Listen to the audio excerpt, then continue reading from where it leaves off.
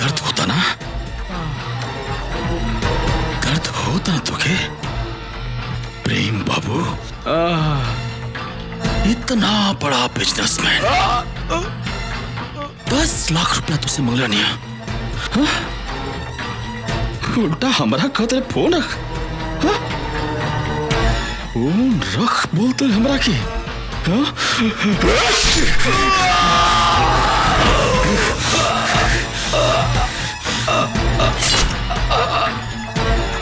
देख कितना भारी पड़ल तुके, हमरा के फोन रखे की बोला, हाँ?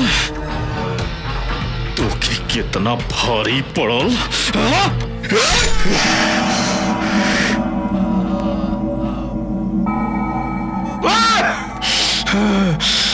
अपने आप के मर्द समझा था, धोखा से बाहर करके तू बात थोड़ा जिंदगी पर कुत्ता।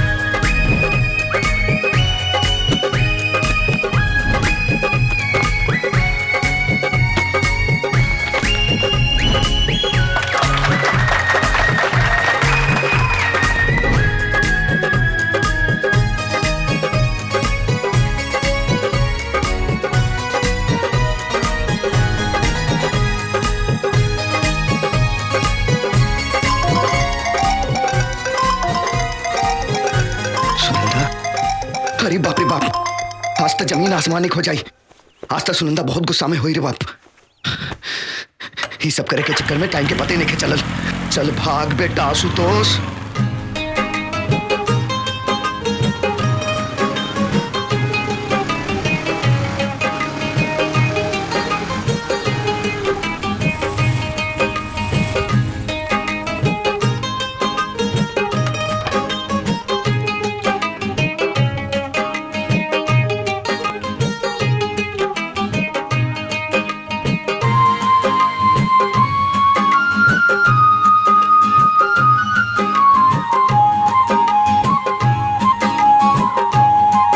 सच में ये गली के मासूम बच्चन से तो हम परेशान हो गए बानी। हमारा अपन कोनो पर्सनल लाइफ बाकी ना। अरे सोशल लाइफ के मतलब ये थोड़े ना होला कि आदमी अपना पर्सनल लाइफ भूल जाए। आज से ये सब कुछ बंद। अब से हमारी जिंदगी में सिर्फ सुनंदा।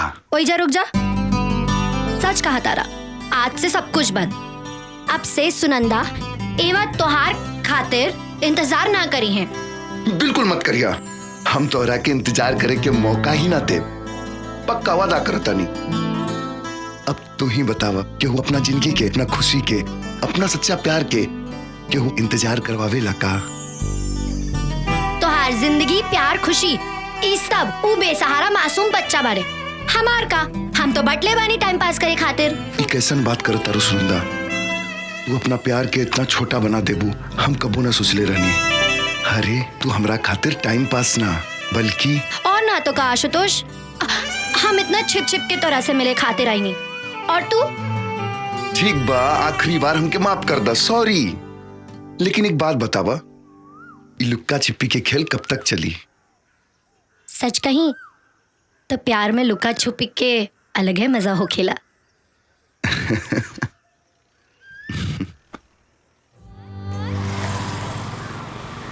देखो आशुतोष, इस बार तो तुमको मैंने बख्श दिया, अगली बार ऐसा किया तो छोड़ूंगी नहीं।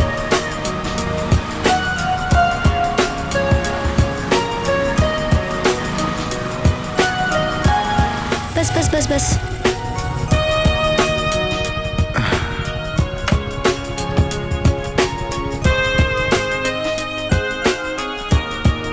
सच कहीं सुनंदा तो तोहरा के छोड़ के जाए के मन न कर रहल बा। अच्छा लेकिन हमार तो ऐसा कुछ मन ना करल बा। तो कोनो ऐसा उपाय करा कि तोहार मन भी ऐसने करे। बड़ा मुश्किल में तोहार जान फंस गइल बा। प्यार करे कि इतना बड़ा सजा, बेचारा। हमार जान निकल रहल बा, तोहरा के मजाक सूझ रहल बा। हटा। सच में चल जाए बा? हाँ। कबो ना मिलवा। ऐसा तो हम ना कहनी। हम तो बल्कि ये कह रहल बानी कि हर समय हर पल हम तोहरे साथ रहल चाहता नहीं। कब तक ही छुप छुपा के मिलल जाए? तब बताओ, हम अपना अम्मा और बाबूजी के लेके तोहरा घरे कब आई? कोनो फायदा नहीं खे। काहे? घर में बड़ बहन के होते छोट बहन की शादी, समाज का कही।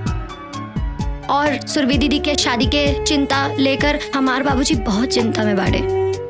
हैसन का परेशानी आ रहल बा तोहरा दीदी के शादी में। अब का बताई आशुतोष, केहू के दहेज चाही तो केहू के सुंदर लड़की। सच बताई तो इस संसार में संस्कार के तो कोनो कीमतें नहीं खे। स्कूल के एक मास्टर अपना दोनों बेटी के संस्कार के अलावा कुछ न दे सकेलन। ऐसा मत कहा सुनंदा। ई धरती पे कोनो कीमती चीज बा तो वह संस्कार। एगो इंसान के पहचान ओकर संस्कार से ही होखेला। अगर हम तुहार बात मान ली तो तू ही बतावा, काहे सुरभि दीदी के शादी में इतना प्रॉब्लम्स आ रहल बा। दीदी के मन में एक डर बैठ गइल बा। बाबूजी के रात के नींद उड़ गइल। और माँ, हमार अम्मा तो कुछ आपन बीमारी तो कुछ दीदी की शादी की चिंता से अंदर ही अंदर घुट रहल बानी। हम तोहार और तोहरे घर के परेशानी समझ रहल बानी। ऊपर वाला पे भरोसा रखा, सब ठीक हो जाए। अब चलो जल्दी से मुस्कुरा दा, न तो हमू दिन भर परेशान रहब। चला ठीक बा, हम चल रहल बानी। तू अपन ख्याल रखा। ठीक बा, कल परीक्षा के बाद जरूर मिलिया। जा। Bye bye. बाय।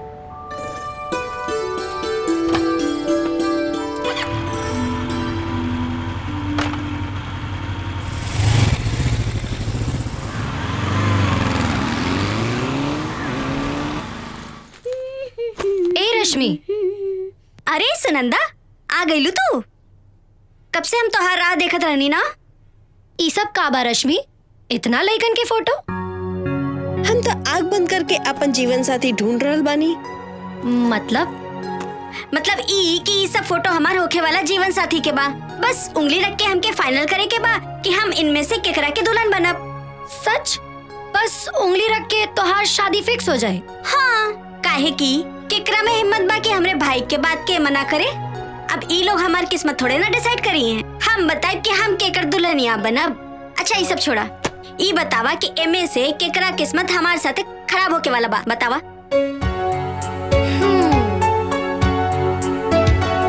वाह रश्मि, भाग्य हो तो तोहरा जैसन। हमहू भगवान से प्रार्थना करब कि अगले जन्म में हमहू के कोनो बाहुबली के बहन या बेटी बनाए के भेजे। पगली।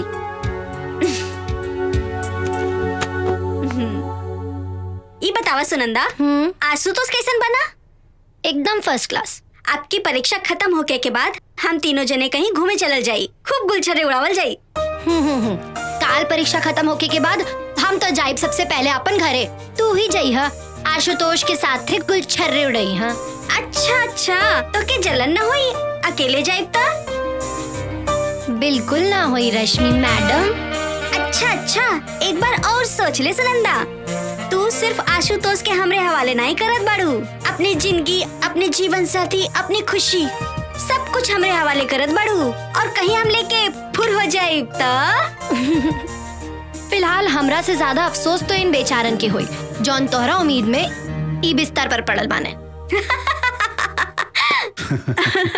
कहा मोहन, बाबूजी सही करल बनन का? भैया बाबूजी के बात कहूँ गलत भइल बा का? अरे देखा बाबूजी, मोहन भी रउए के तरफदारी करल बा। वो सब तो ठीक बा, काम कब संभलबा? मतलब हम समझनी ना बाबूजी। इतना बड़ा अपन कारोबार बा, अब हमरा से संभालब मुश्किल हो रहल बा। हम चाहत बानी ई जिम्मेदारी अब तू संभाल ले। जी बाबूजी, हम बहुत जल्दी ही संभाल लेब, लेकिन हम कुछ दिन और अपन जिंदगी जियल चाहता नहीं। रउआ तो जानते बनी कि बस्ती के गरीब बेसहारा बच्चन की खुशी ही हमरा खातिर सब कुछ बा। हम कहाँ मना कर रहल बानी, हम तो तोहरा ई नेक काम में तोहरे साथ बानी। सच कहीं तो हमरा के तोहरा ऊपर बहुत गर्व बा। कितना नेक दिल हमार बेटा बा। बाबूजी जे कुछ बानी हम रउआ और अम्मा के कारण ही तो बानी। फिर एक ने काम और ही कर दा, सुनंदा के हमार बहू बना के ही घर में ले आवा। अरे अम्मा ही का कर रहल बाड़ी? तोहार अम्मा सही कह रहल बाड़ी। तोहरा के कोनो मुश्किल हो रहल बा, सुनंदा के अम्मा बाबू से हम बात कर ली। ना ऐसा कोनो बात नहीं है बाबूजी। दरअसल सुनंदा के बड़ बहन के शादी जब तक नहीं हो जात तब तक बात करल ठीक नहीं है। सुरभि के शादी खातिर सब लोग बहुत परेशान बा। तो ठीक बा, जब तोहरा के अच्छा लगे तब तू बता दिहा। काहे से तोहरा खुशी में ही हमनी के खुशी बा। और हाँ, सुनंदा से कह दिया कि हम ओकरा के अपन बहू मान चुकल बानी। और हम अपन भाऊजी।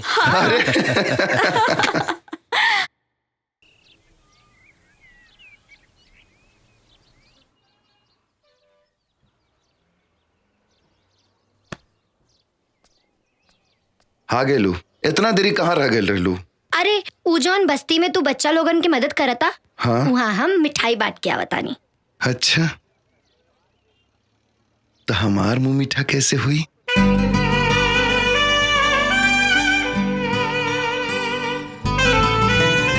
देखा, तू जौन मुंह मीठा करे के सोच रहल बाड़ू ना, हमार इरादा उ नइखे।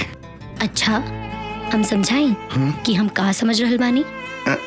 देखा, जौन तू करल चाहता रू उ सब शादी के बाद होखेला। हाँ, तो शादी से पहले का होखेला? सिर्फ मुंह मीठा। चला आवा, मुंह मीठा करा देता नहीं। अरे छोड़ बेशरम, एगो लड़की होके लेका के झड़ेलू।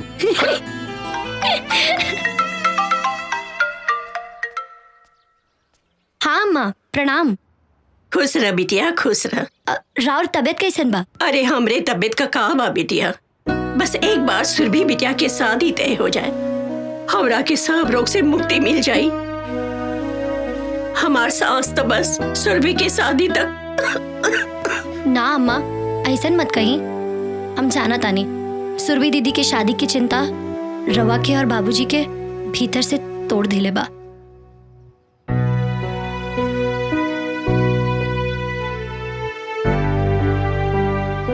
अच्छा सुना, आज ना सुरभि के देखे खातर लड़का और उनका अम्मा आ रहल बानी।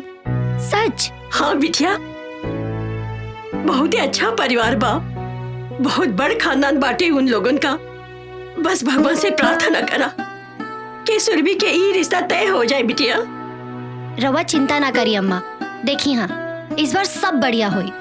लेकिन अब तो बहुत डर लागल बा। इतना लड़का हमने सुरभि बिटिया के देख के नकार चुकल बाड़। ए अम्मा, बेटी के माँ बाप होके के मतलब ई थोड़ी बा कि रवा हमेशा खुद के कोसते रही। पहले तो रोवल बंद करी, खुद के संभाली और स्वागत की तैयारी करी।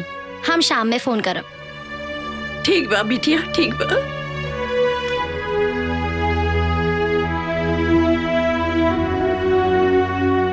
कमाल बा, अम्मा के तो बड़का बड़का ज्ञान देते रहलू कि बेटी के माई बाप होके के मतलब ई थोड़े ना होखे। आशुतोष, तू ना समझ रहल बाड़ा। हमार बाबूजी के ई हालत बा कि उनकरा के सुरभि दीदी के खातिर कौनो लड़का मिल जाए। टूट चुकल बाड़े हमार बाबूजी बिल्कुल। हे सुनंदा, अगर तू ऐसे हिम्मत हार जेबू तो कैसे काम चली? अच्छा सुना, अगर तुहार दीदी के रिश्ता तय हो गेल तो हमरा के का देबू? अरे हम सच कर रहल बानी, तुहार दीदी के रिश्ता तय हो जाई और ये आशुतोष के भविष्यवाणी बा। अब बतावा दक्षिणा में का मिली? अगर ऐसन हो गईल त जौन मांगबा ऊ दे दे। पक्का? चला चला।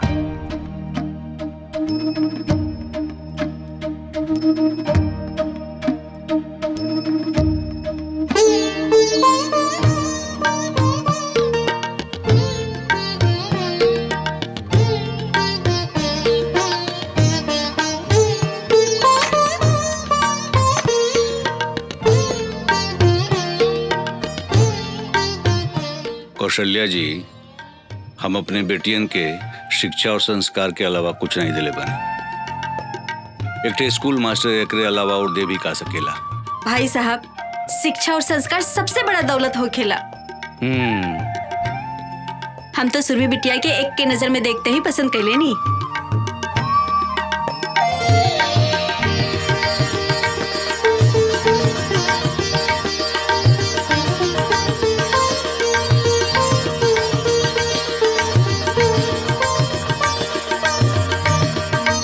बहन जी, रउआ हमरा सुरभि के बहू बना के ना हमने के नया जीवन देहले बानी। हमने के पास जवन कुछ बा सब प्रेम बेटा के ही बा। ना बहन जी, दहेज की बात ना करी। भगवान के दिहल हमरे पास सब कुछ बा। कमी बात है सुरभि जैसन बहू के। अब इनकरा के जल्दी जल्दी हमरे हवाले कर दी। प्रेम बेटा, अगर सुरभि से कुछ पूछल चाहत होगा तो ना बाबूजी, हमरा इनका से कुछ पूछे के नहीं है। काहे कि माँ के पसंद ही हमारा पसंद बा, कि माँ की खुशी में हमार खुशी छुपल बा। तो इहो बता दा कि तोहार खुशी हमरा खातिर हमार जिंदगी बा।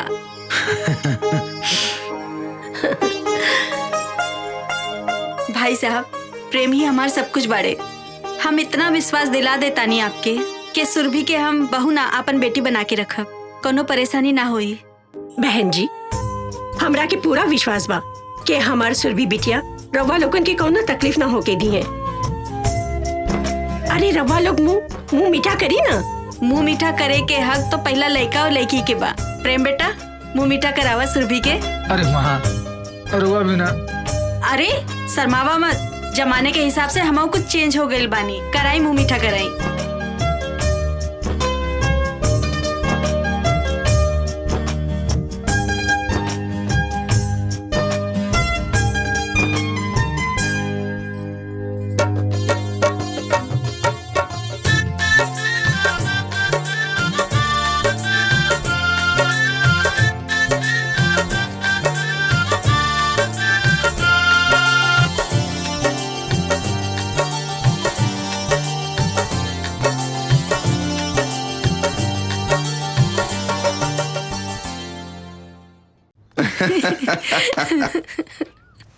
सच में आज पूरा दिन तोरा साथे गुजार के बहुत अच्छा लगल।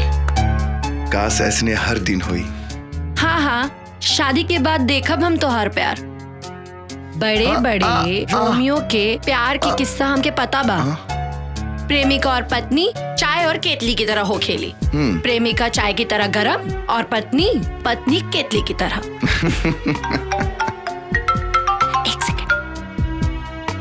हाँ दीदी, कैसन बाड़ू? सुनंदा, हमार तोहार साथ बस अब कुछ ही दिन के बाद। काहे दीदी, ऐसन काहे कह रहल बाड़ू? अरे बाबा, हम विदा होके प्रेम जी के घर चल जाए तो तोहरे साथे कैसे रहब? विदा होके प्रेम के घर? अच्छा, अब मतलब प्रेम के साथ? हाँ सुनंदा, प्रेम जी और उनकर अम्मा मतलब हमार होके वाली सासू माँ बहुत अच्छे लोग बड़। सच? अच्छा ये सब छोड़ा, ये बतावा कैसन बाड़े हमार प्रेम जीजा जी। और पहले तो एक काम करा, हमके फटाफट उनके फोटो व्हाट्सएप कर दा। नहीं, उनकर दर्शन तो यहाँ आवे की बाद ही हुई। ना दीदी, ऐसा मत करो ना प्लीज। अरे पगली, पहले हमरा के तो जी भर के देख लेवे दे। अच्छा तो ई बात बा। चला ठीक बा, मौका दे देता नहीं, लेकिन हमरा आए के बाद कोनो मौका ना मिली। मंजूर? मंजूर। अब जल्दी से भाग के यहाँ आ जा, हमरा के तोहरा से बहुत बात करे के बा। हाँ दीदी। अच्छा ये बतावा, हमार जीजा जी कौन शहर के गुंडा बाड़े? जहाँ तू अभी रह के पढ़ाई करल बाड़ू। का बात करल बाड़ू? तब तो फिर हम यहाँ उनसे मिलकर आपन परिचय खुद दे दे। अच्छा अब हम रख रल बानी। काहे इतना जल्दी क्यों? अरे पगली, तोहार जीजा जी के जी भर के देख तो लेवे दे हमरा के। ठीक बा दीदी, रखा तानी। अब हमार सर पूरा करा। ठीक बा, मांगा जे मांगे के बा। रहदा रही सही समय पे हम अपने आप मांग ले। चला आज हम तोहार मुंह मीठा कराई। काहे? तू काहे? खुशी के बात तो हमरा खातिर बा, तो हम करवाई। अरे बुड़बक, तू समझत नहीं खू। जब तोहार बहन के रिश्ता तय हो गई, मतलब हमनी के रास्ता क्लियर हो गई।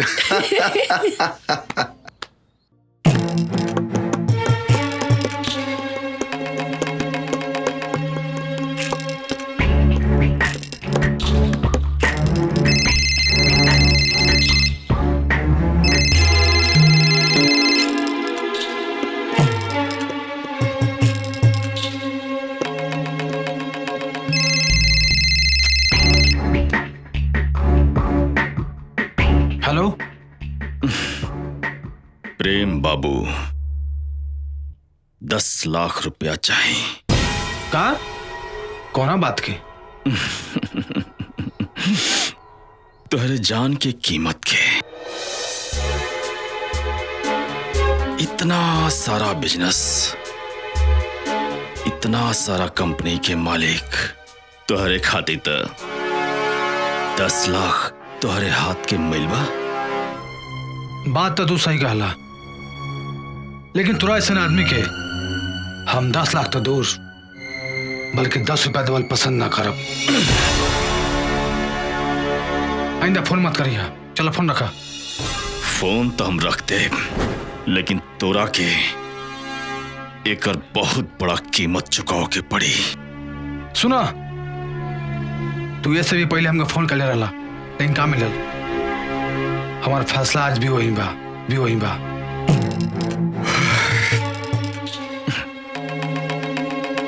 तो ठीक बा, फोन हम काट देते नहीं, और आगे समय पर ही छोड़ते नहीं। प्रेम बाबू,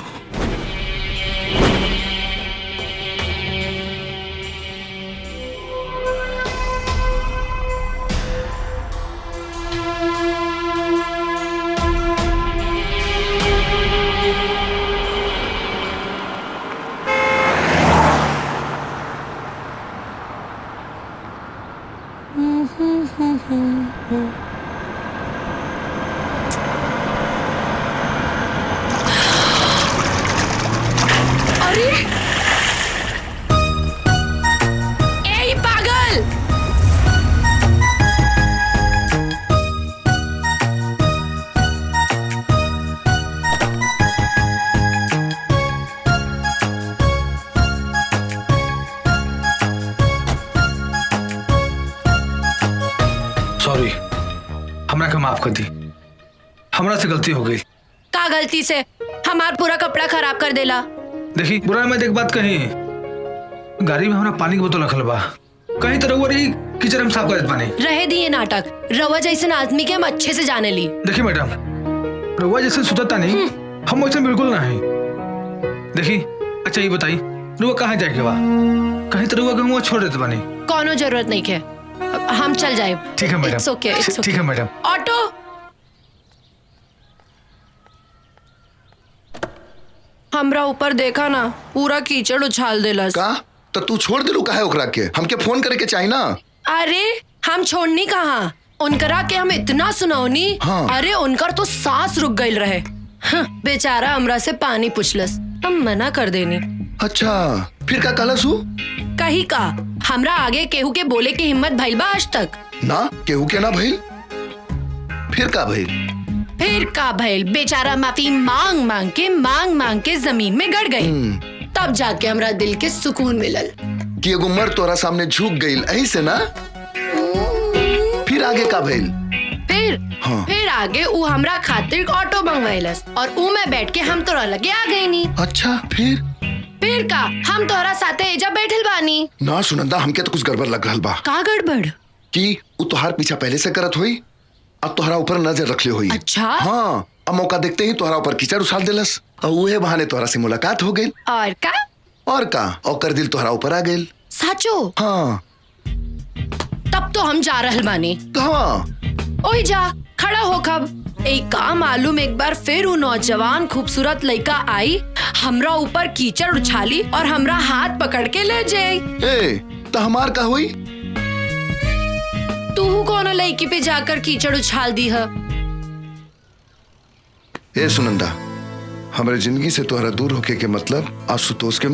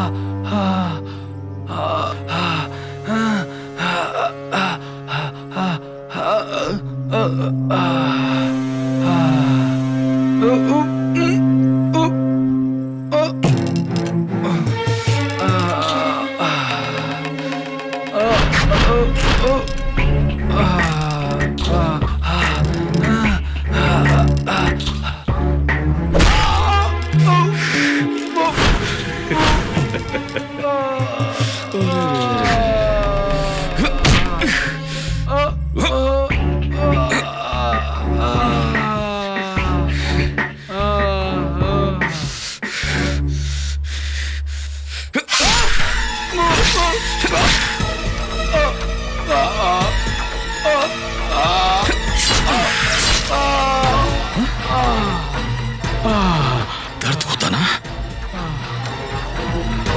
दर्द होता ना तुझे? प्रेम बाबू इतना बड़ा बिजनेसमैन 10 लाख रुपया तुझसे मांगला नहीं है? उल्टा हमारा खातिर फोन रख। फोन रख बोलते हमरा की।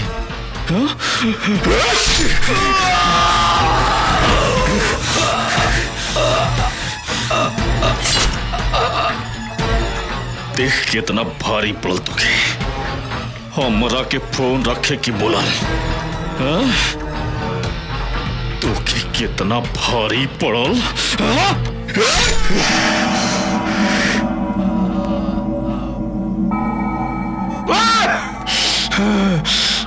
अपने आप के मर्द समझा था रे, धोखा से बाहर करके तू बात थोड़ा जिंदगी पर कुत्ता।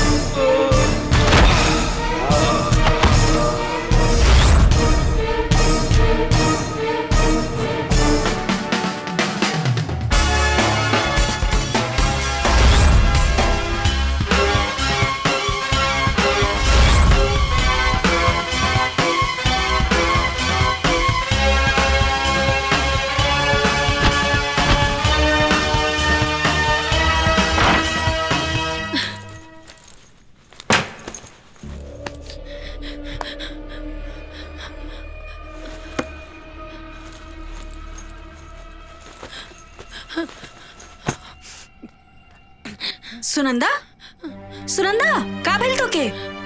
का हमरा बचला, सुनंदा, हमरा बचला। अरे का भेल तो के? हमरा बचला के? ऊ हमरो भी मार दी। के मार दी तो के? हमरा बचला। अरे सुनंदा, कुछ बताइबो हमके? ऊ सुनंदा, जे उनकरा के हमरा के भी मार दी। अरे के मार दी तो के? कुछ बताइबो हमके? अरे काहे परेशान बाड़ू? सुनंदा, सुनंदा, अरे अबे आशुतोष के कॉल करत है।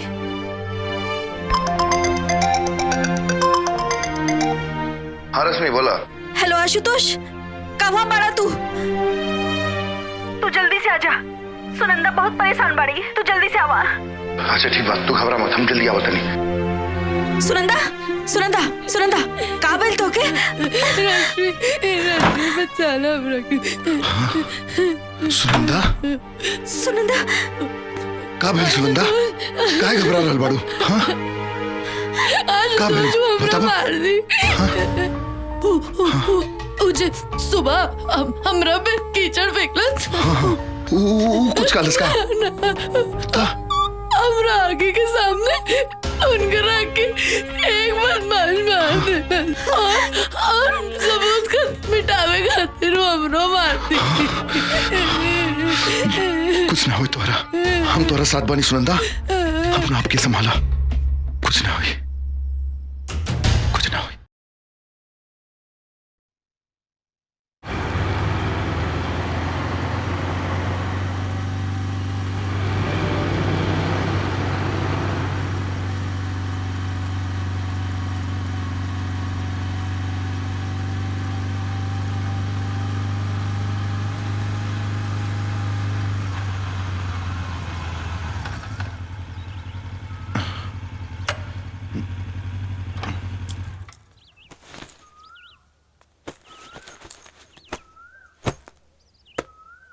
अब तू जा, सब कुछ भुला के अपना दीदी के शादी की तैयारी करा।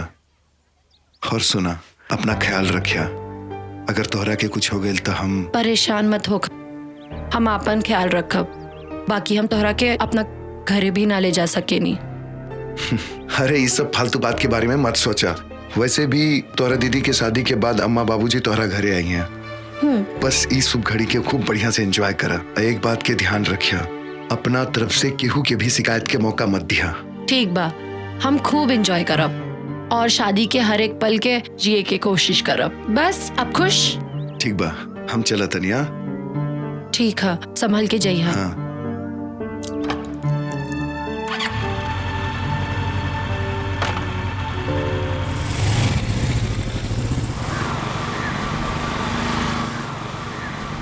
ठीक बा, बाय।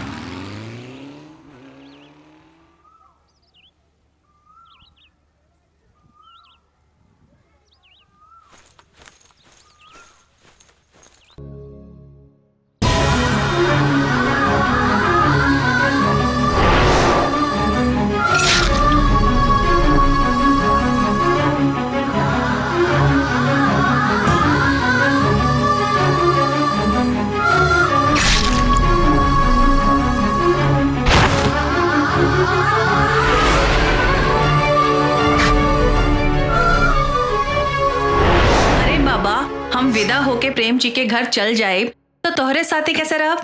विदा होके प्रेम के घर? अब अच्छा, अब मतलब प्रेम के साथ? हाँ सुनंदा, प्रेम जी और उनकर अम्मा मतलब हमार होके वाली सासू माँ बहुत अच्छे लोग बड़।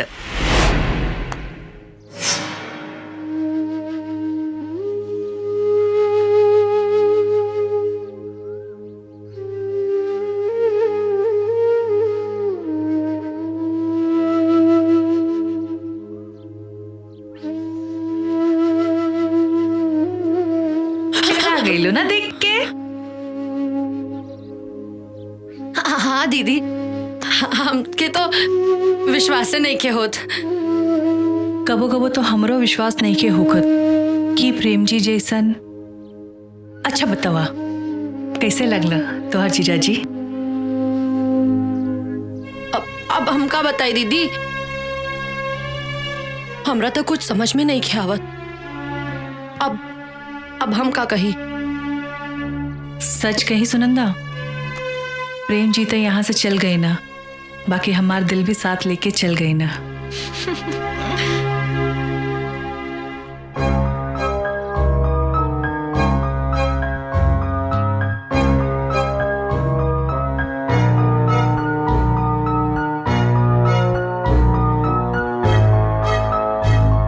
हे प्रभु, ई का हो गई?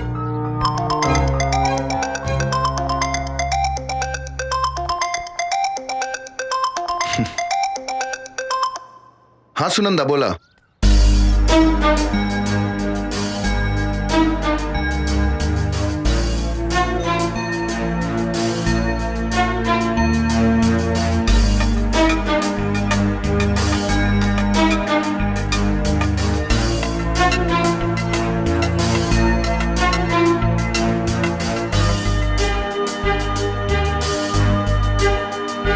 तो तू ये बात अपना दीदी के बतौलू हो कि ना?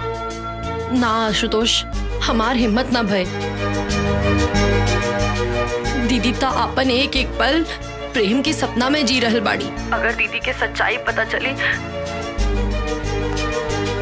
अच्छा आशुतोष, हमके एक बात नहीं के समझ आवत कि इतना सब कुछ हो गए, लेकिन अब तक प्रेम के घर से कोनो खबर ना आयल। हम का कहता नहीं?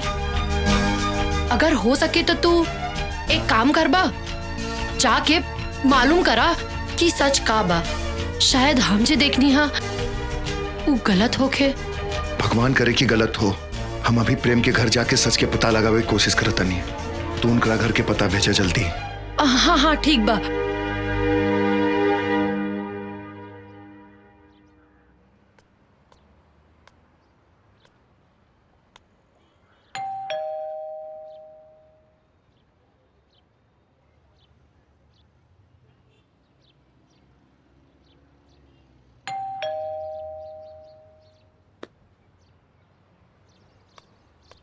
भाई एक मिनट। जी भैया। प्रेम बाबू के घर ये है ना? हाँ भैया ये बा। तो घर में केहू नहीं खे का? ना भैया घर में केहू नहीं खे। कहाँ गए सब लोग? प्रेम के परिवार में उनके अम्मा के सिवा दूसर केहू नहीं खे भैया। तो अम्मा जी कहाँ बनी?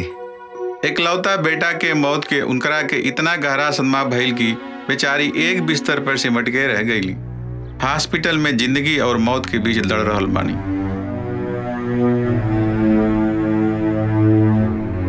हाँ ठीक बा, धन्यवाद।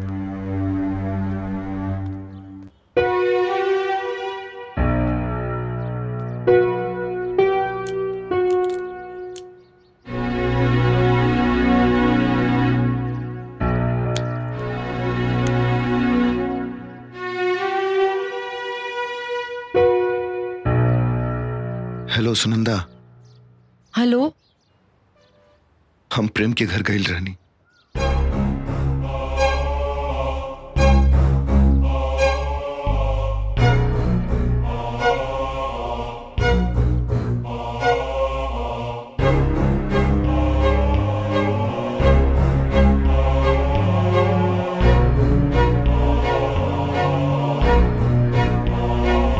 सुनंदा, सुनंदा। हे भगवान, कौने धर्म संकट में डाल देला। वो के रहे प्रेम के मर्डर करे वाला। घरे में बताई कि ना बताई? पानी। पंडित जी कहन गई रही। हाँ तो यही महीना के आखिरी में शुभ मुहूर्त बा कहत रहा। हाँ बहुत अच्छा दिन बा। तो रउआ का सोच रहल बानी जी? सब इंतजाम तो हो ही गइल बा ना? हाँ सब इंतजाम तो होइए गइल बा, बस खाली एक कनाता टेंट वाला जोन बाटे उहे बाकी रह गइल बा। तो एक दो दिन में कर देब। हम सोचत रहली हैं कि हम शहर जाके आप प्रेम के माता जी से तारीख के बारे में बात करके सब फाइनल कर देत बानी। एमे कहे कि का बाजी, जितना जल्दी शादी की तारीख तय हो जाई अच्छा रही। तो ठीक बा, हमें को काम करता नहीं, हम काले चल जाते नहीं शहर। आजे जाके प्रेम के माता जी से मिल करके उनसे सब कुछ फाइनल कर लेता नहीं। ठीक बा। बाबूजी की सच बता दी का? चुप चुप के का सुन रहल बाड़ू? कुछ ना दीदी, बल्कि हम सोच रहल बानी कि तोहार शादी में हम का करी। तू अभी सोच रहल बाड़ू और हम कब का सोच चुकल बानी। अच्छा सुनो, हम अपन ससुराल जाए और अपन पतिदेव के खूब सेवा करब और उनकर अम्मा के भी, और उनकरा के कबो शिकायत का मौका ना दे। सच कही सुनंदा, आजकल तो हमार प्रेम जी भी हमार सपने में आवत बाड़ो और हमार नींद खराब करके भाग जाला। सुरभि बेटी। आई नहीं बाबूजी।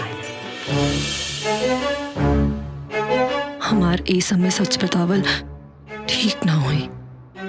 दीदी कितना खुश बाड़ी।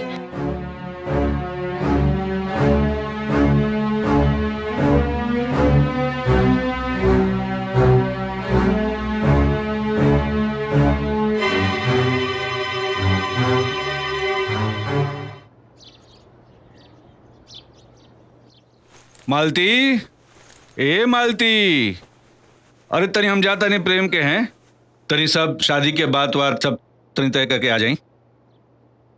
लेकिन रउआ दही शक्कर खा के जाए। अच्छा दही खा के निकला शुभ होकेला। चला खा लेता नहीं।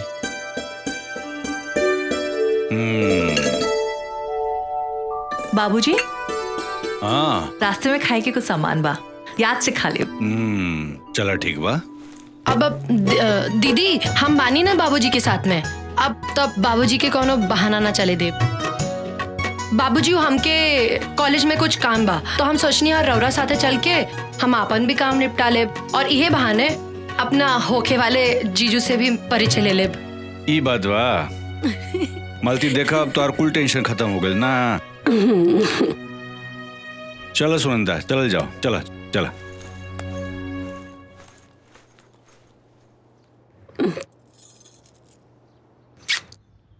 आशुतोष, हमार घर के बर्बाद होके से बचा ला।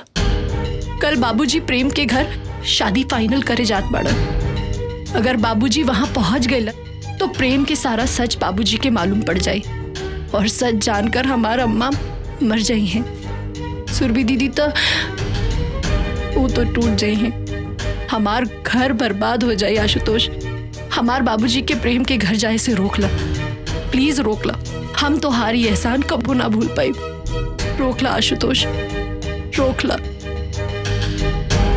एक तरफ प्रेम के सच बा तो दूसरी तरफ सुनंदा के हमरा ऊपर विश्वास। क्यों हम उनकर बाबूजी के प्रेम के घर जैसे रोक ले?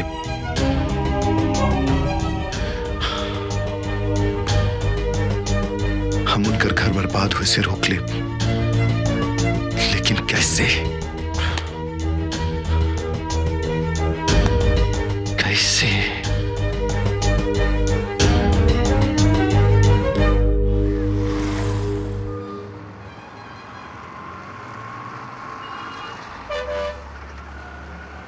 बाबूजी, हमरा बहुत भूख लागल बा। चला ला ना, देखा अम्मा का दिल बनी, खा ला। ना माँ बाबूजी, आज घर के ना, आज चली कहीं बाहर खाइल जाए।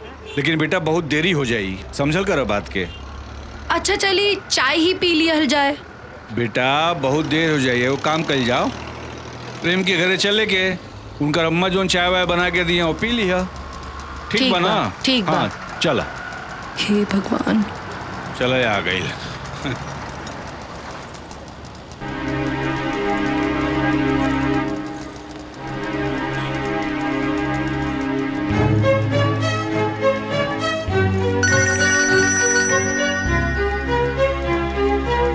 हेलो बाबूजी प्रणाम, हम प्रेम बोल रहा बानी। प्रणाम प्रणाम प्रणाम, खुश रह बेटा, खुश रह।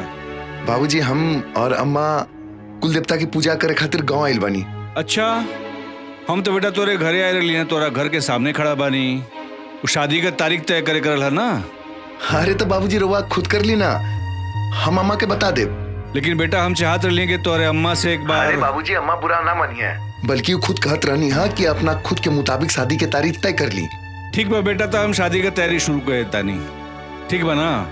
गलती हमरे से हो गई, हम के बाद जौन तो फोन का के आवे के चाहत रहा। अरे कोनो बात ना बाबूजी, अपन ख्याल रखिया। प्रणाम। खुश रहा बेटा, खुश रहा।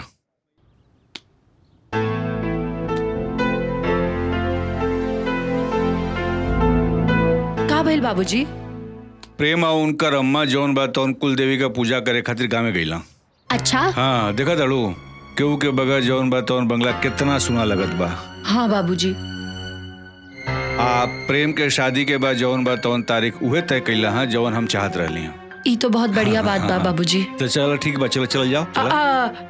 बाबूजी आप जाई, ऊ का बा ना कॉलेज के काम। अच्छा, तो ऊ करके हम काल आ जाए। ठीक बा, ठीक बा बाबूजी। चलो भाई, चलो चलो। और हाँ बाबूजी, याद से लंच कर लिया और मेडिसिन ले लिया। ठीक बा, ठीक बा, ठीक बा, ठीक। चलो चलो भाई, चलो चलो चलो बेटा। थैंक गॉड, बचा लिया।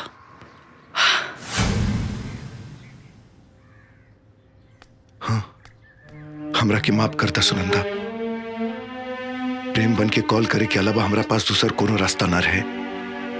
आशुतोष, तोहारी ई एहसान हम अपन जिंदगी भर ना भुला पाए। आज तू हमरा घर के बर्बाद होके से बचा लीला। आज तो मामला संभल गई, लेकिन सोचा शादी के दिन का हुई, जब घर में ढोलक बाजी सहनाई बाजी, तब कैसे? हम ये सब ना जाना था नहीं, लेकिन हमके ई पता बा कि आज से, बल्कि अभी से तू प्रेम बन के। एक मिनट सुनंदा, प्रेम बन के का मतलब है तोहार? आशुतोष, जौन जैसे चल रहा बा ओके वैसे चले दा ना। अभी भी कुछ नहीं बिगड़ल। भलाई ये मबा कि हमनी सब केहू के सब कुछ सच सच बता दी ना। आशुतोष, अगर हम सबके सच बता दे तो हमार पूरा परिवार बिखर जाए। अभी भी कुछ नहीं बिगड़ल। सोचा शादी के दिन दुनिया समाज के सामने का हुई। हम कुछ नहीं के सुने के चाहत। अगर तू सच में हमरा से प्यार करेला तो जॉन हम जैसन कहा तनी वैसा करा, और जॉन जैसा चल रहा बा बस चले दा ना। आज तो हम संभाल लेनी, लेकिन आगे हमरा से ही पाप ना होई। और एक बात कान खोलकर सुन ला, हमार सच्चा प्यार के इम्तिहान ये तरीका से लेवे के कोशिश मत करा।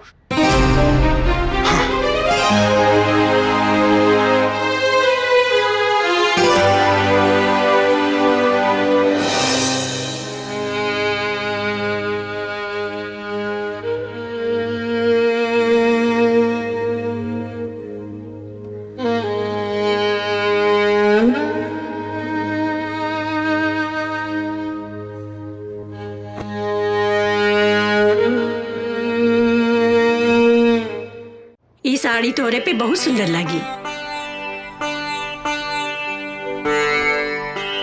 और हाँ, ससुराल में जाइए ना तो केहू कुछो बोली जवाब मत दिए। हाँ? पहले पहल सब बोलेला, बाद में सब ठीक हो जाला। बाबूजी, हम पानी लेके आवत आनी। ए बेटी यही ले ले जा। जी अम्मा। रख दिए।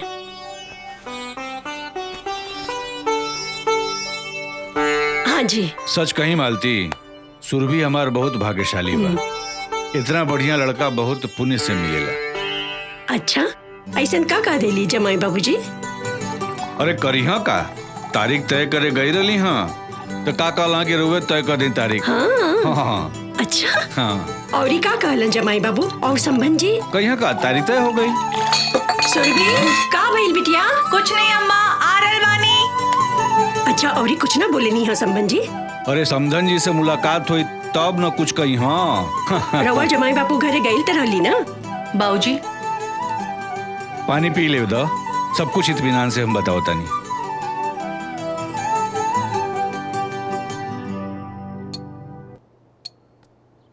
लगता तू पूरा कहानी सुन ले बगैर मनबू नहीं। चला तोरा के पूरा कहानी हम सुनावत बानी।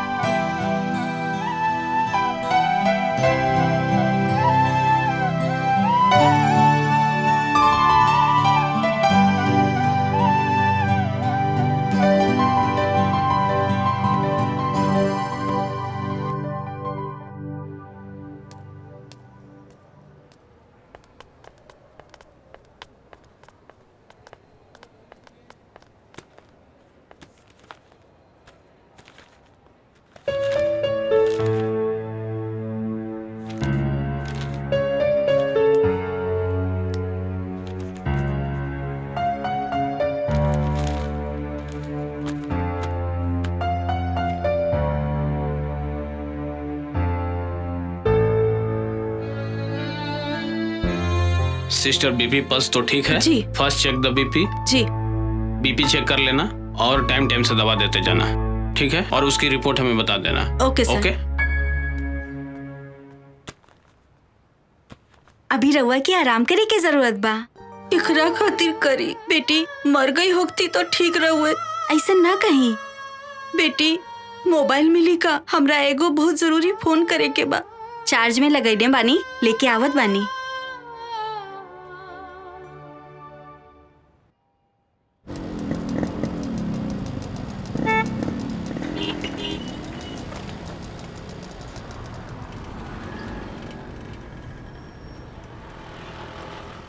गुप्ता जी, 25 तारीख के हमारे सुरभि बिटिया का शादी बा, लेकिन एक दिन पहले हमारे दरवाजा पर शहनाई बजे के चाहिए। मास्टर साहब, आप चिंता ना करी, सुरभि हमारे बहन के समान बाड़ी। हम ऐसा इंतजाम करब कि लोग देखत रह जाइए। एक मिनट रुक जाए। हेलो, कौशल्या बोला तानी। नमस्कार समधिन जी। कैसन समधिन? केकर समधिन? तहार मनहूस बेटी के कदम पड़ते ही हमार बेटा के खा गईली।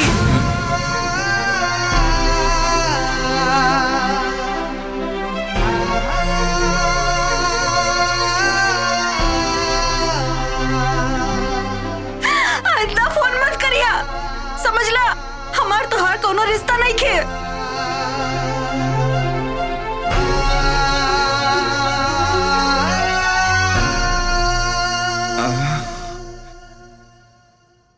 आई देखा ना, कितना बढ़िया झुमका बन के आइल बा।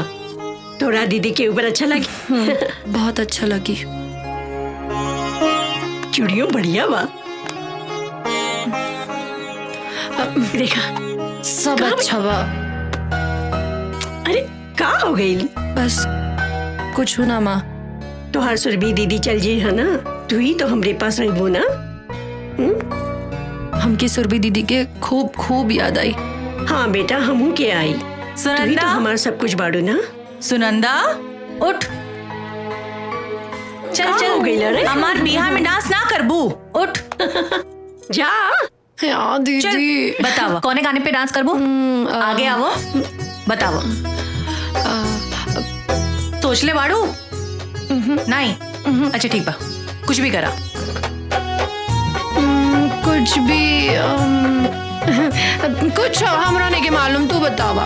उ गाने पे करना, मेहंदी लगा के रखना, डोली सजा के। नहीं नहीं, मेहंदी है रचने वाली। नॉट बैड, बतावा कैसे करबू?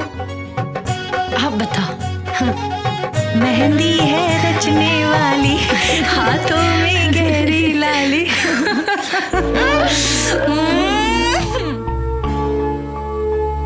अरे नहीं नहीं, सुनंदा सुनंदा सुनंदा, रुक रुक रुक रुक। अरे भगवान सुनंदा, तो चीचू काका करिए। बदतमीजी नहीं नहीं नहीं नहीं नहीं नहीं, अरे अरे अरे। ए दीदी, हाँ इला प्रेम जीजू के फोन आयल बा। उनका फोन? प्रेम जी का? हाँ हमार खातिर? हाँ।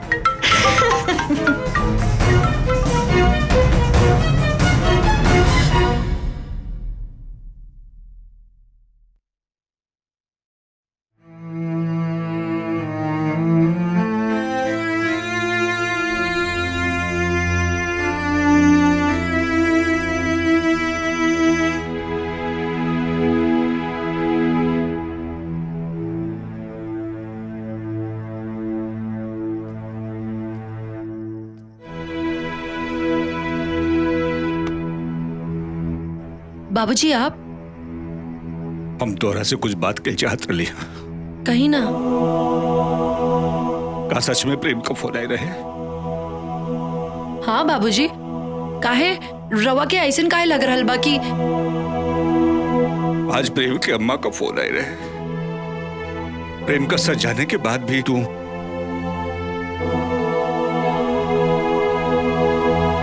हमकी माफ करती बाबूजी, लेकिन हम का करती? अम्मा की जिंदगी और दीदी की खुशी बचावे खातिर हम ही सब कहीं नहीं। हम तो हर परेशानी समझ सकीला बेटी, लेकिन प्रेम का सच जानला के बाद हम हो मझधार में फंस गए बानी। एक तरफ तोरे माई के बीमारी, ओकरे बेटी के विदाई का सपना, दूसरी तरफ सुरभि का जिंदगी। प्रेम का सच जानला के बाद पता नहीं होकर ये सब कैसे हो गए बेटी। ए बाबूजी, रवाई कमजोर पड़ जाए तो अब हमने दोनों के मिलके अम्मा और दीदी के संभाले के पड़ी। वो तो सच में बेटी, लेकिन ब्याह में हम प्रेम कहां से लाए? अब ये सब बाबूजी ईश्वर पे छोड़ दी। उहे हमनी के मझधार में फसैले बाड़े, अब उही हमनी के पार भी लगई है। और जन प्रेम का फोन आई रहे? बाबूजी, वो हमरे कहे पर आशुतोष प्रेम बन के कॉल कैले रहने। हम उनका से मिलल चाह बेटी। जी बाबूजी, जैसा ना कहीं। ठीक बा।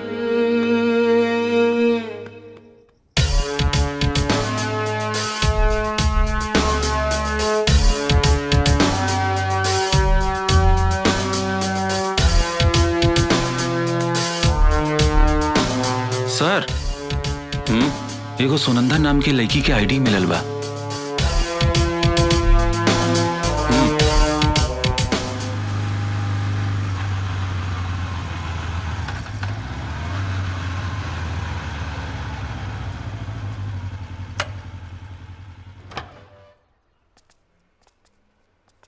हाय आशुतोष, ये हमार बाबूजी। हाँ प्रणाम बाबूजी। खुश रहा बेटा, खुश रहा।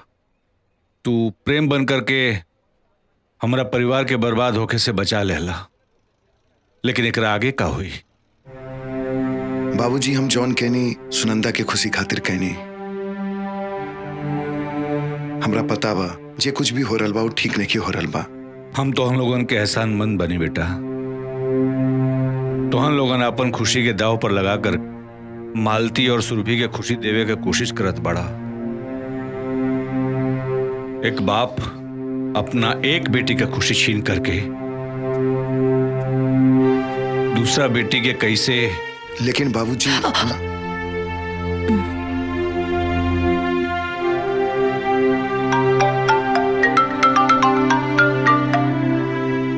हेलो, हम पुलिस इंस्पेक्टर रवि बोल रहल बनी। प्रेम वर्मा मर्डर केस में रउआ से कुछ जानकारी लेवे के बा। प्रेम मर्डर केस? लेकिन हमरा के कुछ नहीं के मालूम। सबूत बा हमरे पास। पूरा छानबीन के बाद हम रउआ के फोन कर रहल बनी। घटना के टाइम रउआ होई जा रहनी, ई बात सही बा कि ना? हाँ, लेकिन हम घबराए के कोनो जरूरत नहीं के। हम कहनी ना, पूरा छानबीन करे के बाद हम रउआ के फोन कईनी। बस हमरा के कातिल के बारे में रउआ से कुछ जानकारी लेवे के बा। अगर रउआ यहाँ आ जाए तो ठीक बा, न तो हमरा के राउर घरे आवे के पड़ी। ना ना, हम आ जाए। ठीक बा। बाबूजी, हाँ, एकरा से पहले कि पुलिस यहाँ आ जाए और सबके सामने आ जाए, हमरा के जाए के पड़ी पुलिस स्टेशन। लेकिन बेटा बाबूजी रउआ तनिको चिंता ना करी, हम बानी इनकरा साथे, इनकरा के कुछ ना होई। सुनंदा तू चला। हाँ, आओ। बाय पापा।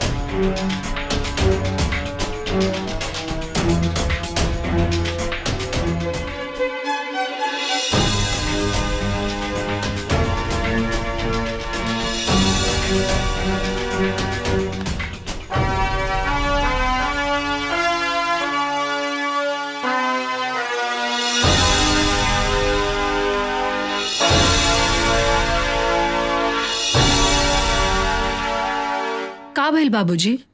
रउआ बहुत परेशान लग रहल बानी। अरे प्रेम का दोस्त आयल बा ना शादी में मदद करे खातिर। का? प्रेम के दोस्त? हाँ। लेकिन प्रेम था, और ई कौन प्रेम के दोस्त है? कहीं आशुतोष तो नहीं भेजले बा ना? अरे ना बाबूजी, आशुतोष तो हमरा साथे रहे। ए बाबूजी, और रवा तो जाना तानी, आशुतोष कुछ ऐसन करी तो हमरा के बताइए जरूर। रवा टेंशन न ली, हम जाके देखा तानी, ठीक बा?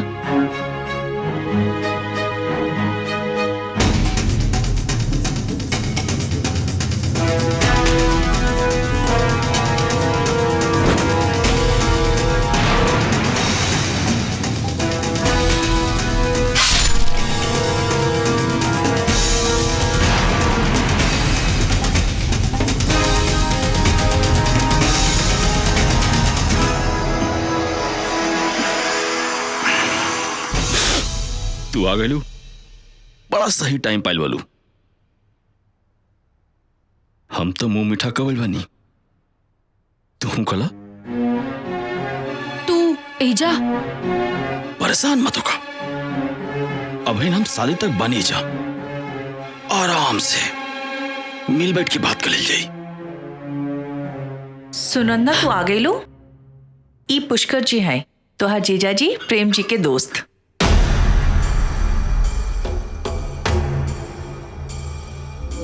तोहार जीजा जी इंकरा के स्पेशली हमनी के मदद करने खातिर भेजले बाना।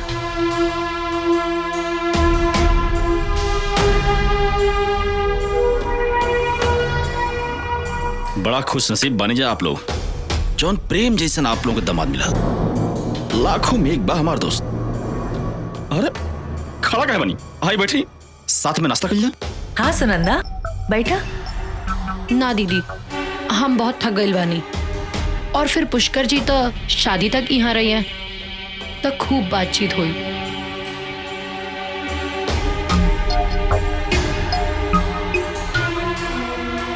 ले ही जी।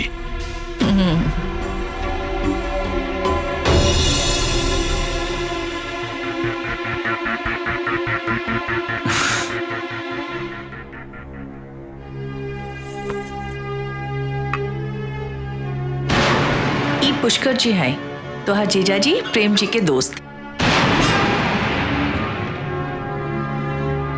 अरे सुनंदा बिटिया, पुष्कर जी से का बात भइल है? हाँ माँ, खूब बात भइल। प्रेम जीजा के खूब तारीफ करत रहे। हाँ ता दामाद जी तारीफ करे के लायक बटले बाना। आज के जमाना में इतना सुंदर केहू होला का? सही कह रहल बालू मलती, लेकिन तई जा कर के उनका के चाय वाय हाल चाल पूछ ले तू। देखा जमात एक भी नाराज हो जाए चली, लेकिन दमाद का दोस्त नाराज नहीं होके के चाहिए। ई कुल तो रुआ के ध्यान रखे के चाहिए, कहीं कुछ ऊंच नीच हो गई तो खाए पिए का ध्यान तोहरा न रखे के चाहिए, हम ही कुल ध्यान रखब। देखी बड़ी मुश्किल से सुरभि बिटिया के इतना अच्छा रिश्ता मिलल बा। अरे हम तो उम्मीदें छोड़ देले रहली, लेकिन ये घर में फिर से खुशी के दिन आइल बा। अब हम कौनो सब कुछ तो हम ही करीला ना, फिर भी तू ही ध्यान रखा, तू ही ध्यान रखा तो ठीक बा, हम ही कुल ध्यान रखब।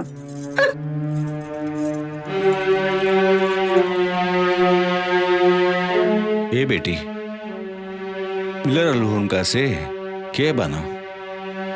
बाबूजी, एक पुष्करी प्रेम जीजा की किलर बाड़े।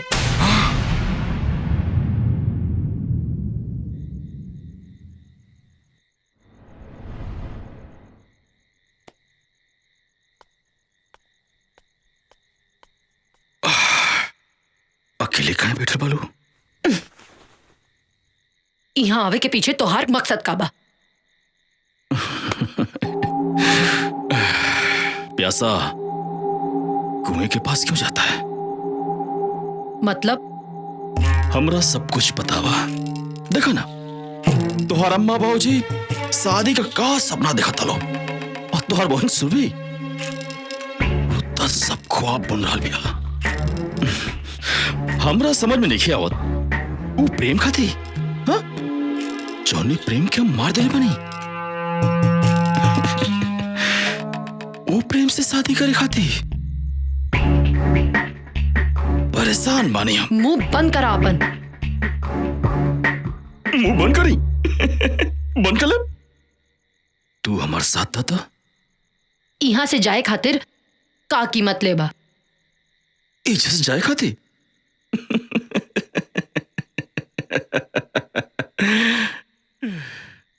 बड़ा सोच समझ के आयल बनी हम। जब तू पुलिस स्टेशन में हमारे खिलाफ कंप्लेंट के लिए बोलो, वो पुलिस से बचे खाती। ऐसे बढ़िया जगह तो हमरा की कहीं और ना मिली। अच्छा ही बतावा, प्रेम की काहे मार दिला? बस 10 लाख रुपए खाते। हाँ? कई बार मांगनी उसे, ना बोल रस। हमारा गुस्सा आ गई, दिमाग हमारा ठनक गई, मार देनी बहुत आसान बाना। जाना तारा, एक प्रेम की मौत से कितना घर, कितनी जिंदगी दांव पे लग गई बा। इस सब से हमरा कोनो मतलब नहीं है। और हाँ, हमरे जैसन आदमी के इस शोभा भी ना दिला।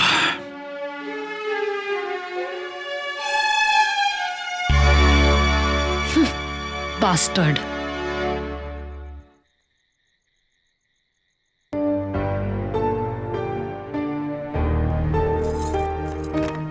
प्रणाम पप्पा जी, प्रणाम बुआ जी। प्रणाम। सुनंदा, हमनी के पहचान लो ना? तू सुरभि बाड़ू ना? कैसे पहचान तू लोग? देखो बुआ जी भी हमनी के नहीं पहचानत का बुआ जी? अरे ये रवि हुआ, रवि। आई हुआ प्रशांत। अब तो हर उम्र होखे लगल बा, अब बुढ़ापा आ गइल बा, सब कुछ भुला जाता लू। हाँ, इनकर परिचय? ई पुष्कर हुआ, दामाद जी का दोस्त। यहाँ आयल बा ना हमनी के शादी विवाह में मदद करे खातिर। अच्छा, ये तो बड़ी खुशी के बात बा। घर के दामाद रवा लोग के बारे में इतना सोच रहल बा। बुआ जी, ऐसा दामाद तो बड़ा किस्मत से मिलेला। सच कहा दाल बचवा, हमार सुरभि बेटवा बहुत ही भाग्यशाली बानी। इतना अच्छा दामाद हम आज तक नहीं खे देख ले। अरे दहेज में 1 रुपया नहीं खे मांगले बाड़न।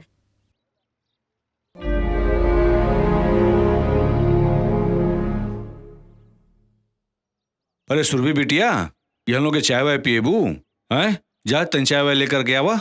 जी बाबूजी। खाली चाय से काम ना चली, अरे कुछ नाश्ता वास्ता भी बना देल जाए। हाँ बुआ जी, बहुत कस के भूख लागल बा। ठीक बा बचवा, तू लोग जा बेटा, हमने की कुल बना के लेके आओ तानी जा। चलो बेटा। जी, बढ़िया बनई है।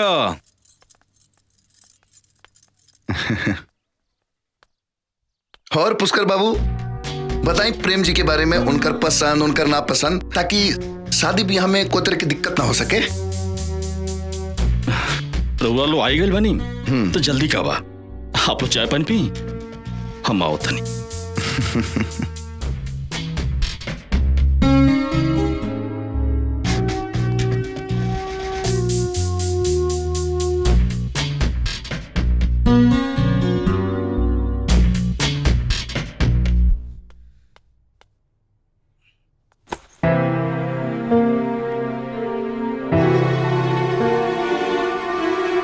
अचानक ही दो रिश्तेदार आधा मकना, इस सचमुच रिश्तेदार हवा या सुनंदा का कोनो चाल बाटे।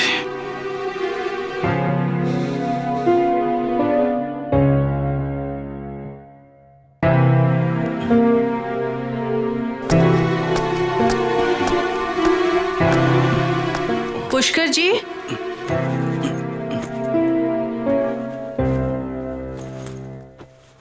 ई का आपन सामान पैक करल बानी? सुरभि, हम जाता नहीं, तोहरे यहाँ रिश्तेदार लोग आइल बाटे, यही से हमार रहल यहाँ ठीक नहीं है। अरे नहीं, प्रेम जी स्पेशली रउआ के ई काम खातिर भेजले बानी ना?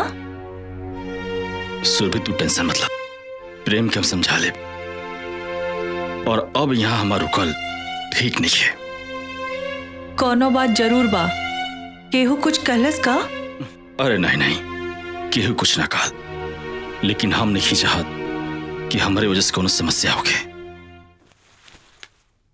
कुछ ना होई, हमरा के बताई।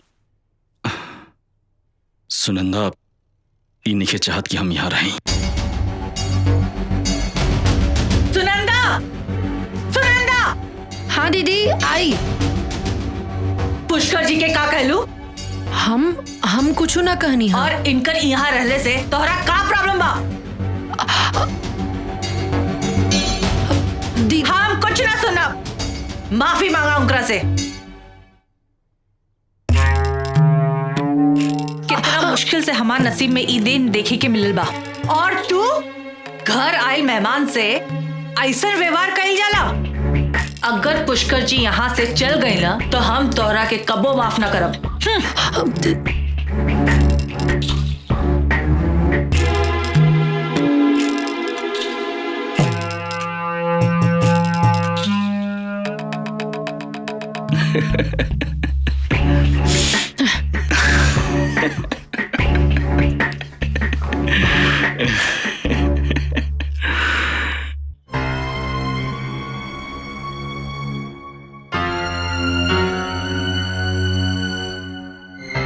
इंस्पेक्टर साहब, हमरा सुरभि या सुनंदा के जिंदगी खतरा में बा। पता नहीं पुष्कर कौने खतरनाक इरादा से यहाँ आयल बा। ओकर जिंदगी बचा ले इंस्पेक्टर साहब। रउआ हाथ मत जोड़ी। हम विश्वास दिला रहल बानी कि सुरभि और सुनंदा के कुछ न होके देव। और रहल बात प्रेम के सच्चाई के, तो ये कहल बड़ा मुश्किल बा कि जे दिन मालती जी और सुरभि के सच पता चली वो दिन का हुई। चिंता तो यह बात के है इंस्पेक्टर साहब, बार बार कोनो अनहोनी के आशंका हमनी के सच बतावे से रोक रहल बा। लेकिन कब तक आशुतोष? एक ना एक दिन मालती जी और सुरभि के पता तो चलबे न करी।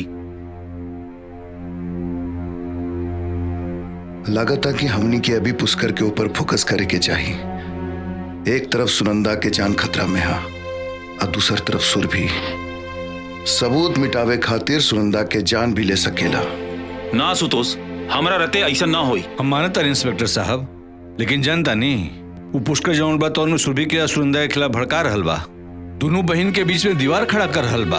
तो करे दी, ओकरा के अपना मकसद में कामयाब होके दी और दोनों बहन के दुश्मनी उनकरा के उलझा के रखी, बुझली? और उनकरा के ऐसा लगे के चाहिए कि वो अपने मकसद में कामयाब हो रहा बने। लेकिन इस सबसे हमनी का फायदा होई आशुतोष? उनकर ध्यान सुनंदा और सुरभि के बीच दीवार खड़ा करे में लागल रही और हमनी के उनकरा खिलाफ जाल बिछावे में लागल रहा। बाकी एकर खबर उनकरा के ना चले। तो इंस्पेक्टर साहब, आप ये बताइए आपका आगे का क्या प्लानिंग बा? पुलिस के टीम टेंट वाला और हलवाई बन के कबो एजा आ सकेला। बस रउआ लोग के बड़ा इत्मीनान और कायदे से काम लेवे के पड़ी उनकरा से, और पुष्कर के शक न होके। ठीक बा, जैसन रउआ चाहता नहीं वैसने होई। गुड। ली चाय पी। का रउआ भी वजीर बादशाह में उलझा रहेला? वजीर बादशाह में ना उलझ रहीला, हम अपना बेटा आशुतोष के बारे में उलझ रहीला। तो हमरा के बता दी, हम ओकरा से मौका देख के उलझल रहा। हमरा के मालूम बा कि हमरा चाल पे वो कौन चाल चली है, हमरा कौन बात पे वो तकरार करी है। ई शतरंज के बिसात पर मोहरा ना, ई हमार आशुतोष बाणे। हमरा के तो हमेशा सुनंदा के माँ बाबूजी के चिंता लागल रहेला। बेटी का बाप इतना मजबूर रहेला। तू गलत कर रहल बाड़ू शांति। सदानंद जी से हम मिलल नहीं खे, लेकिन उनकरा बारे में हमरा के मालूम बा। बिटियन के पाल पोस के बड़ा करे वाला बाप कभी कमजोर नहीं हो सकेला। सच कहीं कमजोर हमनी के बानी जा। अपने बेटा के बारे में सोचत रहेली। बेटी के पाल पोस के बड़ा करब, ओकरा शादी बियाह करे का सौभाग्य सब करा के नहीं मिले। सच कर रहल बानी रउआ। कन्यादान के सौभाग्य किस्मत वाले माँ बाप के मिलेला।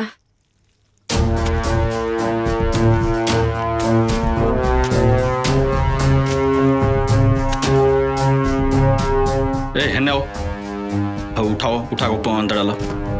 हाँ हाँ राइट, चलो ओके, साइड में साइड में साइड में।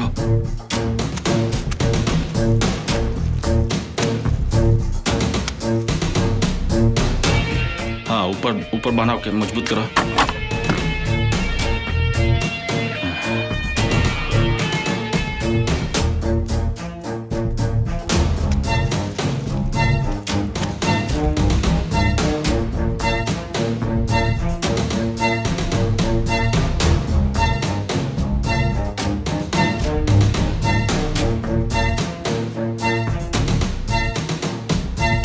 अरे पुष्कर बाबू, आई आई आई आई आई। पुष्कर बाबू, आप आ गए भाई, तो सामान का खाना वाना का लिस्ट बना देती तो बहुत बढ़िया रहत।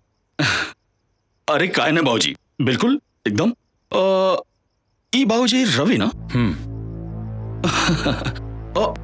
आप अपन नाव का बतलो निया? प्रशांत। प्रशांत प्रशांत। बाबूजी ई लो मेहमान बाटे, इनका भी ध्यान रखल जरूरी बना। और अचानक आयल बोलो बाबूजी, तो इनके बारे में सोचल हमने के फर्ज बनता ना। ज्यादा मत सोची पुष्कर बाबू, रउआ लइका लोग के तरफ से बानी, ऐसे पहले हक राउर बा। प्रशांत बाबू, ज्यादा हक के बात मत करी। हक के बात करब ना, महंगा पड़ी आप लोगों के। और रहल बात लिस्ट का, तो आज रात में बना दे और कल सुबह आप लोग दे दे। आप लोग कोनो प्रॉब्लम ना होगे तो।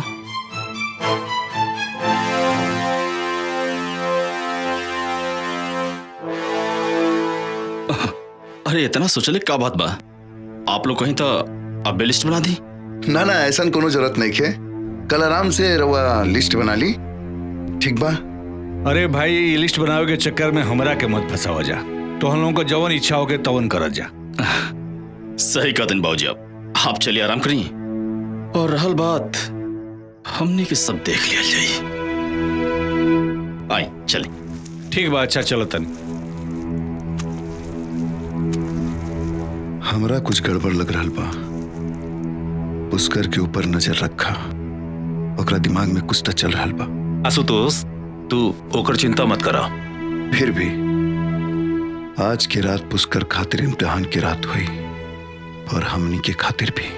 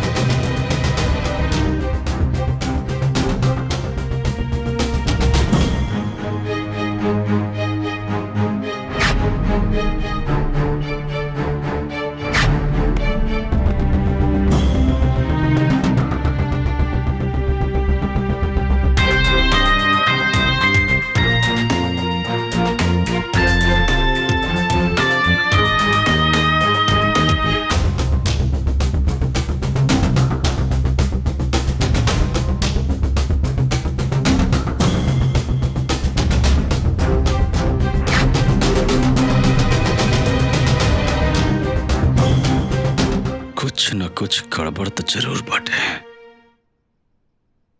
जवन सुनंदा और प्रशांत एक दूसरे के पहचाने से इनकार करते रहा सा, अब चोरी चोरी चुपके चुपके बात करता सा।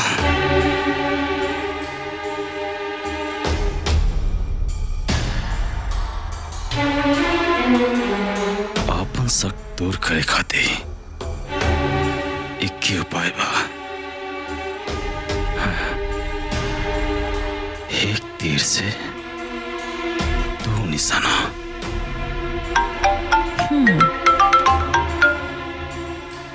हेलो। आप?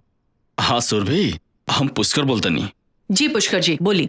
अरे जौन आपका प्रेम बा ना, वो आपसे मिले आइल बा। का प्रेम यहाँ हमरा से मिले आइल बानी? अरे वो बड़ा नासमझ बा प्रेम, हम समझो नहीं हो। कहा जाने कौन जादू आप कर दिले बानी। जादू तो वो हमरा ऊपर कर दिले बाना। देखा ना कमाले बा, यहाँ तू बेकरार बालू और वहां ऊ ससुरा बेकरार बा। सॉरी, तोहरे प्रेम के हम ससुरा कहानियां तो के बुरा तो ना लागल है ना? ससुरा कहे के हक रहुआ के बा, लेकिन हमार तय काम करा, तू फटाक से आजा, चल के उससे मिलके खुदे बात कर लिया। कहवा? उन्हें मंदिर के पीछे। इतना रात में? अरे हम समझाओ नहीं हो करा के, लेकिन जान तो क्या कहा था, हम इतना दूर से सुरभि से मिले आ सके नहीं रात में, और सुरभि हमसे मिले ना आ सकेली। तू तो जानता लो, ओकर विश्वास कहीं टूट गए तब कुछ भी हो सकेला। ना ना, ऐसा ना कही, हम चले खाते तैयार बानी, लेकिन घर के लोग पूछी तो हम का कहब? सच में आप एकदम भोली भाली बानी। अच्छा एक बात बताई, आधी रात में प्यार मोहब्बत की बात कर खाती कि वो अपने घर वालों के बता के भला जला। अरे एक काम करी, चुपचाप आप घर से निकले और रास्ता में हम आपसे मिलब।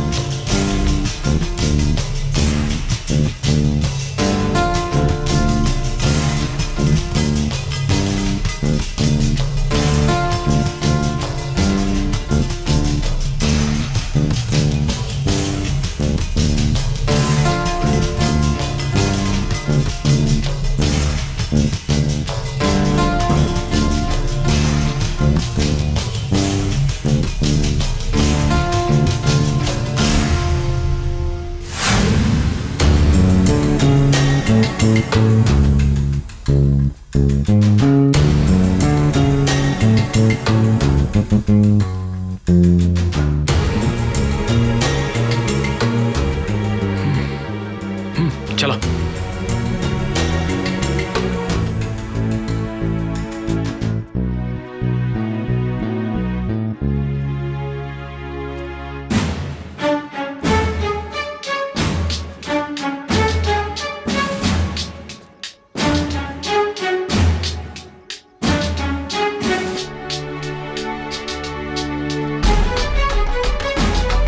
इधर आओ।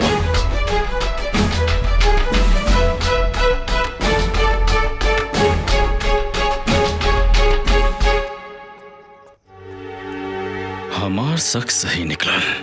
पुलिस वाले यहाँ रिश्तेदारी कौन निभा निकाय, ये सब सुनंदा का चाल बटे। का सोशल बानी पुष्कर जी? और वो रवि के साथ है? कोई और हमरा के देख ले ही तो बहुत बदनामी हो जाई। चली लौट चली। घबरा मत, हमरा तो लगता है सब सुनंदा कौन कौन चाल बटे तो क्यों देखल नहीं के चाहत। हमरा के ऐसा लगता जब हम घर से बाहर निकलत रहनी तो वो हमरा के देख लेलस। सही कतल तू। सच बताई तो तुहार शादी होखत वो देखा लिखे चाहत। कल हम ओकरा से ये बात करे। ठीक बा, आओ चलो।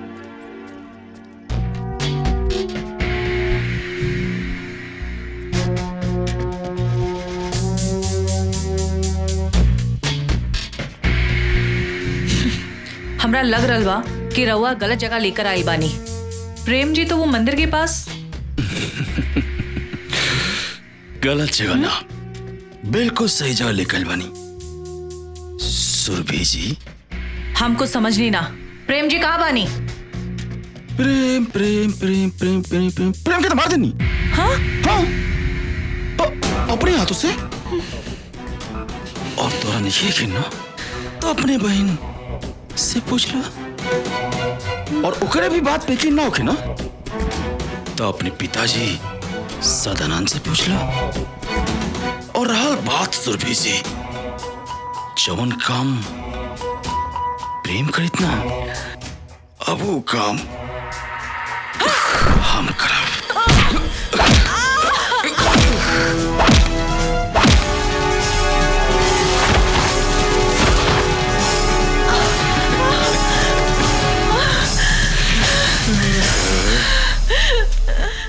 कहाँ भाग के जेबू सुरभि?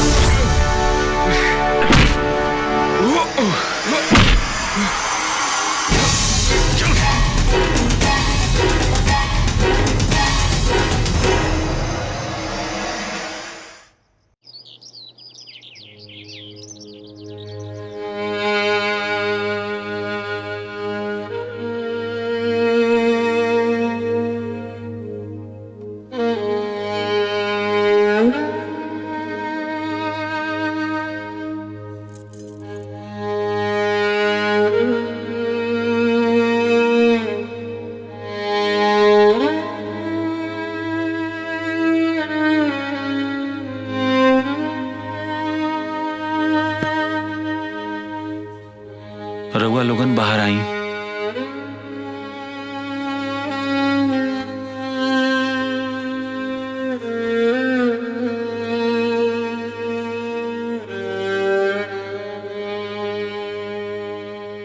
सुरभि के कोनो बात के सदमा लगल बा।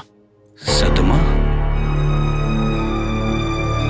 कौना बात की सदमा डॉक्टर साहब? अरे उनका शादी होके वाला बा और ये बात के तो रउआ लोगन के पता लगावे के पड़ी। उनकरा के दवाई से ज्यादा रउआ लोगन के प्यार और दुआ के जरूरत बा।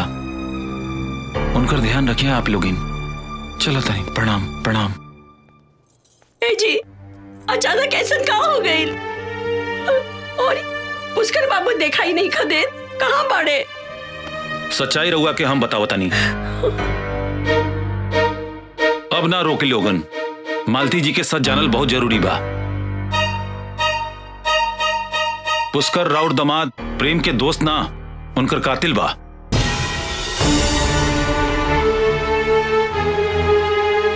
राउर दमाद प्रेम तो मर चुकल बाणे। मालती संभाल अपना के, संभाल अपना के। मालती संभाल अपना के। मालती संभाल अपना के। संभाला संभाला। बाकी मालती जी रउआ चिंता ना करी। अगर रउआ लोग चाहो तो सुरभि के शादी जरूर होई। हम करब सुरभि से शादी।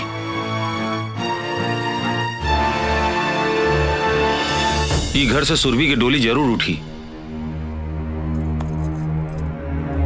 बाकी फैसला रउआ लोगन के ऊपर बा।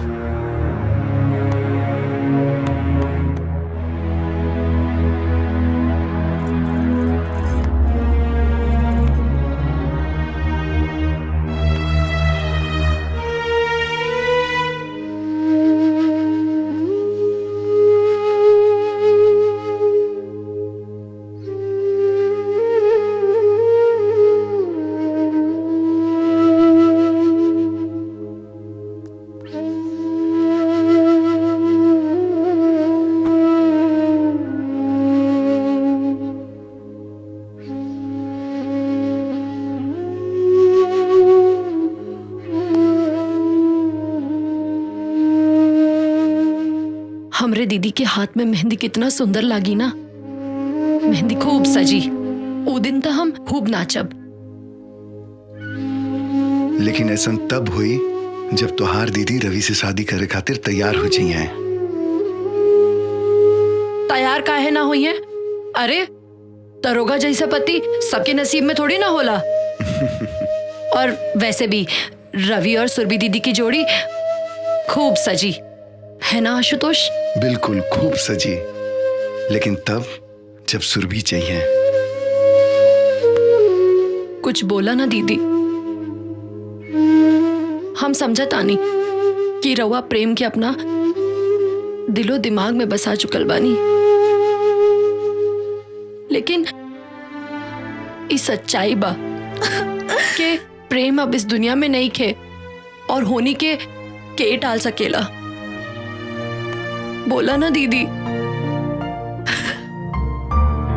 रवि एगो अच्छा लड़का बा सुरभि, कम से कम अपना अम्मा बाबूजी के बारे में सोचा। रवि के स्वीकार करला, इहे में घर के भलाई है। तू लोग जा यहाँ से।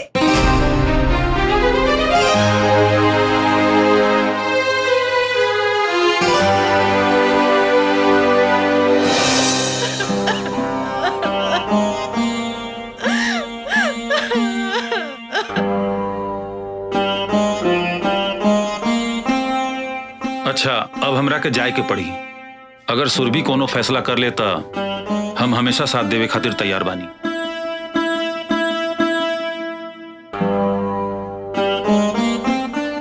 बेटा तुम्हारी एहसान हम जिंदगी भर ना भूल पाए। अरे ना बाबूजी, रउआ ऐसा मत बोली।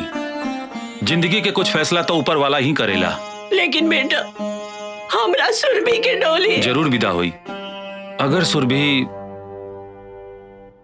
अच्छा हम चलत बानी।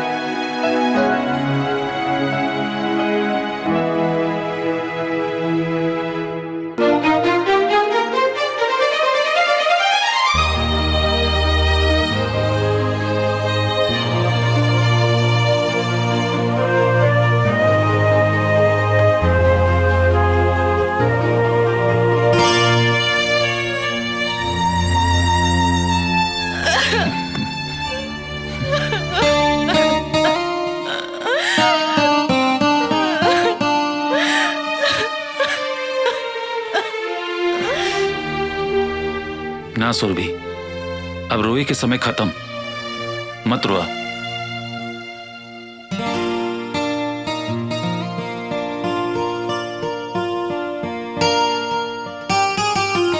ये आशुतोष बाड़े।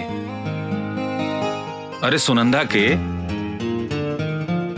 अब तोहरा के जितना आशीर्वाद देवे का बानू इनकरा के दा। काहे के जाना तारू, तोरा घर के खुशी, तुम्हारी इज्जत और सुनंदा के प्यार और हमरे जिंदगी में नई खुशी सब इनकर देन बा। हम तो हर आसान कैसे हम जे कुछ भी कहनी सुनंदा के प्यार और खुशी खातिर कहनी। एक बहन के दूसरा बहन खातिर प्यार और त्याग देखकर इस समझ में आ गेल कि धरती पर सबसे खूबसूरत कुछ बा तो प्यार के डोर बा। एक इंसान के भीतर दूसरा इंसान खातिर अपनापन महसूस करावेला। तो सुनंदा के प्यार के खातिर एगो काम और कर दी। कल ई घर से एक डोली ना 2 डोली विदा होके के चाहिए। अगर रउआ तैयार बानी तो हम रवि जी के साथ।